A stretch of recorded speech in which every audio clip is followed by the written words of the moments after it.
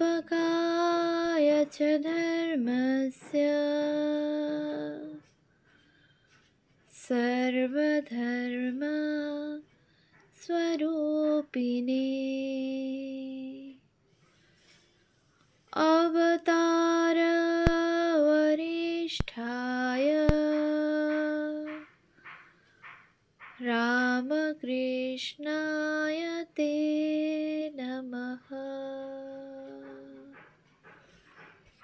শ্রী শ্রী রামকৃষ্ণ লীলা প্রসঙ্গ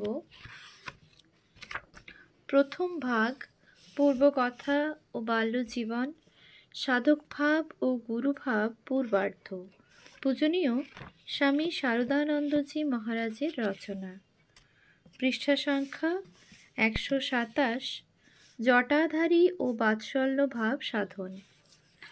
ঠাকুরের মনে সংস্কার বন্ধন কত অল্প ছিল।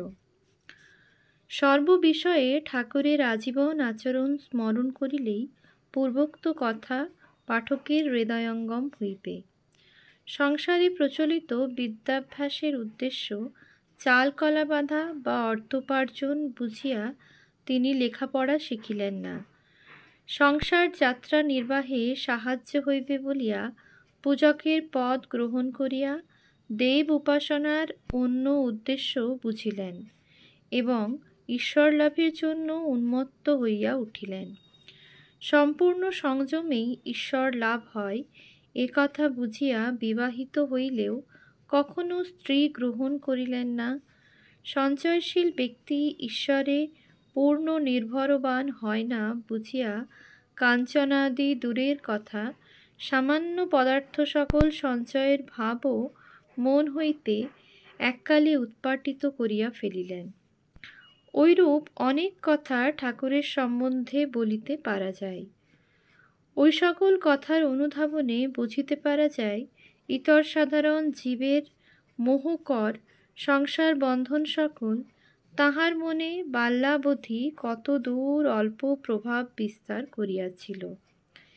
উহাতে এই কথারও স্পষ্ট প্রতীতি হয় যে তাহার ধারণা শক্তি এত প্রবল ছিল যে মনের পূর্ব সংস্কার সকল তাহার সম্মুখে মস্তক উত্তোলন করিয়া তাহাকে লক্ষ্যভ্রষ্ট করাইতে কখনো সমর্থ হইত না। সাধনায় প্রবৃত্ত হইবার পূর্বে ঠাকুরের মন কিরূপ গুণসম্পন্ন ছিল তদ্ভিন্ন আমরা দেখিয়াছি। বাল্যকাল হইতে ঠাকুর শ্রুতিধর ছিলেন। যাহা একবার শুনিতেন তাহা আনুপূর্বিক আবৃত্তি করিতে পারিতেন এবং তাহার স্মৃতি উহা চিরকালের জন্য ধারণ করিয়া থাকিত। বাল্যকালে রামায়ণাদি কথা, গান ও যাত্রা প্রভৃতি একবার শ্রবণ করিবার পরে বয়স্যগণকে লইয়া কামারপুকুরে গোঠে ব্রজে তিনি ওই সকলের কী রূপে পুনরাবৃত্তি করিতেন তদ্বিষয় পাঠকের জানা আছে। অতএব দেখা যাইতেছে অদৃষ্টপূর্ব সত্যানুরাগ, শ্রুতিধরত্ব ও সম্পূর্ণ ধারণারূপ দৈবী সম্পত্তি নিশ্চয় নিজস্ব করিয়া ঠাকুর সাধক জীবনে প্রবিষ্ট হইয়াছিলেন। যে অনুরাগ, ধারণা প্রভৃতি গুণসমূহ আয়ত্ত করা সাধারণ সাধকের জীবনপাতি চেষ্টাতেও সুসাধ্য হয় না, তিনি সেই গুণসকলকে ভিত্তিরূপে অবলম্বন করিয়া সাধন রাজ্যে অগ্রসর হইয়াছিলেন। সুতরাং সাধন রাজ্যে স্বল্পকাল মধ্যে তাহার সমধিক ফল লাভ করা বিচিত্র নহে। সাধনকালে কঠিন সাধনসমূহে তিনি 3 দিনে সিদ্ধি লাভ করিয়াছিলেন। একথা তাহার নিকটে শ্রবণ করিয়া অনেক সময়ে আমরা যে বিস্ময়ে হতবুদ্ধি হইয়াছি তাহার কারণ তাহার অসামান্য মানসিক গঠনের কথা আমরা তখন বিন্দুমাত্র হৃদয়ঙ্গম করিতে পারি নাই। ঠাকুরের অসাধারণ মানসিক গঠনের দৃষ্টান্ত ও আলোচনা। ঠাকুরের জীবনের কয়েকটি ঘটনার উল্লেখ করিলে পাঠক আমাদিগের পূর্বোক্ত কথা বুঝিতে পারিবেন। সাধনকালের প্রথমে ঠাকুর নিত্য বস্তু বিচারপূর্বক টাকা মাটি, মাটি টাকা বলিতে বলিতে মৃত্তিকাসহ কয়েক খণ্ড মুদ্রা গঙ্গাগর্ভে নিক্ষেপ করিলেন। অমনি তৎসহ যে কাঞ্চনাসক্তি মানব মনের অন্তঃস্থল পর্যন্ত আপন অধিকার বিস্তৃত করিয়া রহিয়াছে, তাহা চিরকালের নিমিত্ত তাহার মন হইতে সমূলে উৎপাটিত হইয়া গঙ্গাগর্ভে বিসর্জিত হইল। সাধারণে যে স্থানে গমনপূর্বক স্নানাদি না করিলে আপনাদিগকে শুচিজ্ঞান করে না, সেই স্থান তিনি স্বহস্তে মার্জনা করিলেন। অমনি তাহার মন জন্মগত জাত্যাভিমান পরিত্যাগপূর্বক চিরকালের নিমিত্ত ধারণা করিয়া রাখিল। সমাজে অস্পৃশ্য জাতি বলিয়া পরিগণিত ব্যক্তিসমূহের অপেক্ষা তিনি কোনো অংশে বড় নহেন। জগদম্বার সন্তান বলিয়া আপনাকে ধারণাপূর্বক ঠাকুর যেমন শুনিলেন, তিনি স্ত্রিয়া সমস্তা সকলা জগৎসু, অমনি আর কখনো স্ত্রী জাতির কাহাকেও ভোগ লালসার চক্ষে দেখিয়া দাম্পত্য সুখ লাভে অগ্রসর হইতে পারিলেন না। ওই সকল বিষয়ের অনুধাবনে স্পষ্ট বোঝা যায়, অসামান্য ধারণাশক্তি না থাকিলে তিনি ঐরূপ ফল সকল কখনো লাভ করিতে পারিতেন না। তাহার জীবনের ওই সকল কথা শুনিয়া আমরা যে বিস্মিত হই অথবা সহসা বিশ্বাস করিতে পারি না, তাহার কারণ আমরা ওই সময়ে আমাদিগের অন্তরের দিকে দৃষ্টিপাত করিয়া দেখিতে পাই যে, ঐরূপে মৃত্তিকাসহ মুদ্রাখণ্ড সহস্রবার জলে বিসর্জন করিলেও আমাদিগের কাঞ্চনাসক্তি যাইবে না। সহস্রবার কদর্য স্থান ধৌত করিলেও আমাদের মনের অভিমান ধৌত হইবে না এবং জগৎজননীর রমণী রূপে প্রকাশ হইয়া থাকিবার কথা আজীবন শুনিলেও কার্যকালে আমাদিগের রমণী মাত্রে মাতৃজ্ঞানের উদয় হইবে না। আমাদিগের ধারণাশক্তি পূর্বকৃত কর্মসংস্কারে নিতান্ত নিগড়বদ্ধ রহিয়াছে বলিয়া চেষ্টা করিয়াও আমরা ওই সকল বিষয়ে ঠাকুরের ন্যায় ফললাভ করিতে পারি না। সংযমরহিত ধারণাশূন্য পূর্ব সংস্কার প্রবল মন লইয়া আমরা ঈশ্বর লাভ করিতে সাধন রাজ্যে অগ্রসর হই, ফলও সুতরাং তাহার ন্যায় লাভ করিতে পারি না।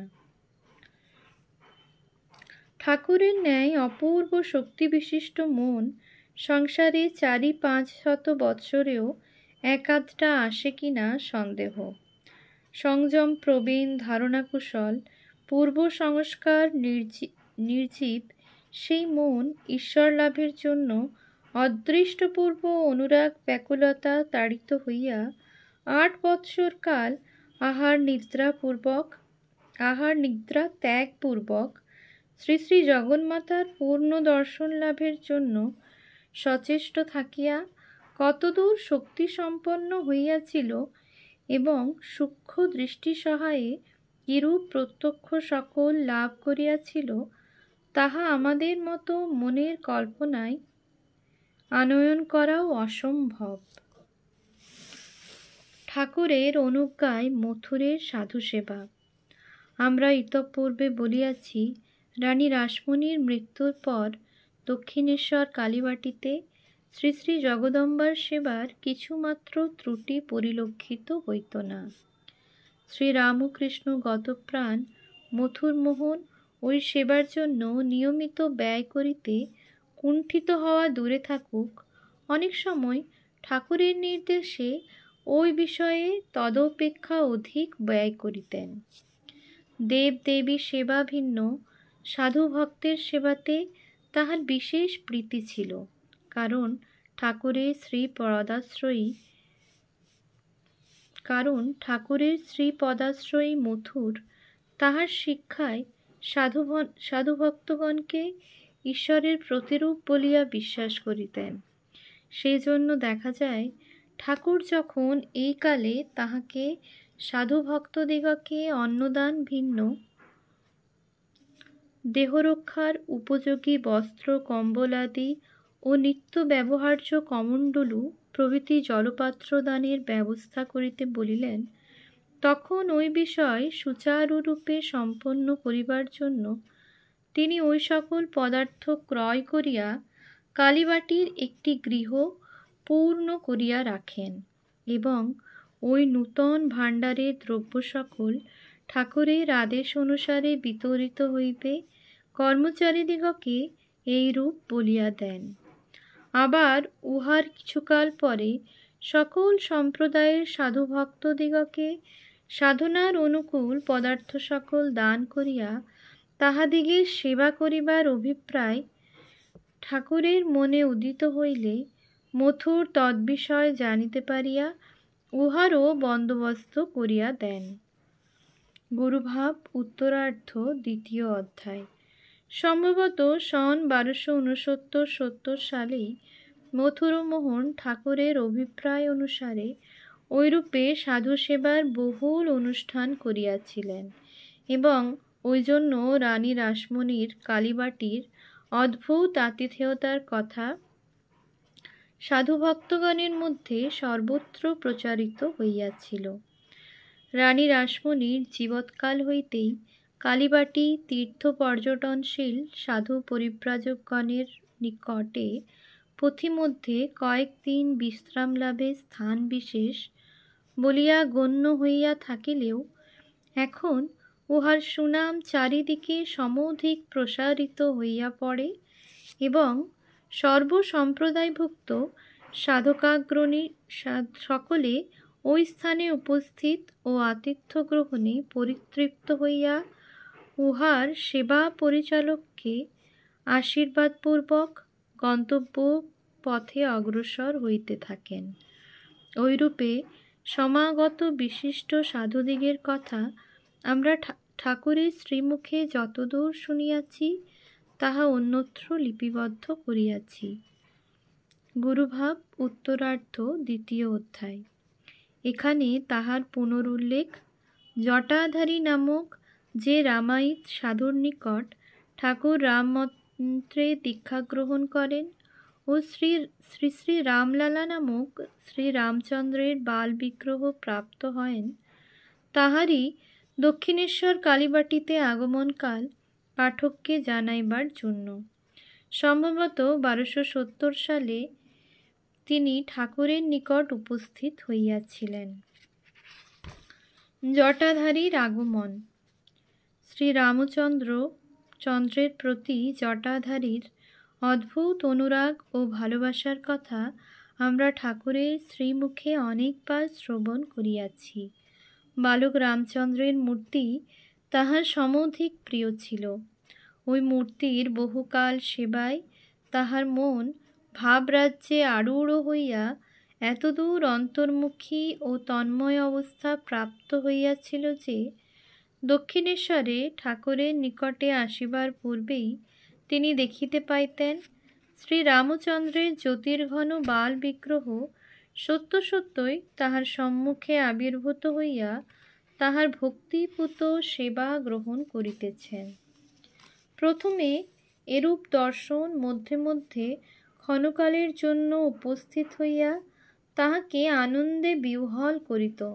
কালে সাধনায় তিনি যত অগ্রসর হইয়াছিলেন, ওই দর্শনও তত ঘনীভূত হইয়া বহুকাল ব্যাপী এবং ক্রমে নিত্য পরিদৃষ্ট বিষয় সকলের ন্যায় হইয়া দাঁড়াইয়াছিল। ঐরূপে বাল শ্রীরামচন্দ্রকে তিনি এক প্রকার নিত্য সহচররূপে লাভ করিয়াছিলেন। অনন্তর যদবলম্বনে ঐরূপ পরম সৌভাগ্য তাহার জীবনে উপস্থিত হইয়াছিল। সেই রামলালা বিগ্রহের সেবাতে আপনাকে নিত্য নিযুক্ত রাখিয়া জটাধারী ভারতের নানা তীর্থ যদৃচ্ছাক্রমে পর্যটনপূর্বক দক্ষিণেশ্বর কালীবাটিতে এই সময়ে আসিয়া উপস্থিত হইয়াছিলেন। ওম শান্তি শান্তি শান্তি। हरिः ॐ तत्सत्। श्रीरामकृष्णार्पणमस्तु।